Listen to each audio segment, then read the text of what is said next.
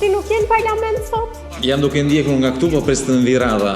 Ndërkohë që dëgjoja deputetët që flisin të shqetësuar për diasporën dhe i kërkojnë votën diasporës, ata pash tek website-i Eurostatit, ku janë gjitha statistikat se sa shqiptar kanë marrë leje për herë të parë në Bashkimin Evropian nga 2013 deri më sot. Dhe është e pabesueshme të zbulosh se në 2013-ën 31.000 shqiptar kanë marrë leje qëndrimi për herë të parë në Bashkimin Evropian. 34.000 pothuajse në 2014-ën, 50.000 në 2015, në 2016-ën 60.000, kanë qenë 85.000 në 2022-shin, pothuajse 80.000 në 2023 dhe 80.000 pothuajse në 2024-ën. 700.000 shqiptar, pothuajse 1/4 e popullsisë së atëhershme. Po çfarë do bësh ti për ta parandaluar largimin e shqiptarëve? Arsyeja pse secili prej këtyre 700.000 shqiptarë që janë larguar është thjesht sepse nuk shikonin në Shqipëri një të ardhme për veten e tyre dhe për familjen e tyre. Ne jemi të bindur që ata nuk kanë për të kthyer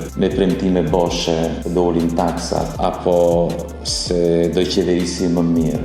Ata do kthehen vetëm në momentin që do kuptojnë dhe do besojnë që në Shqipëri mund të ketë një mundësi edhe për ata. Dhe prandaj kemi vënë emrin partia mundësia.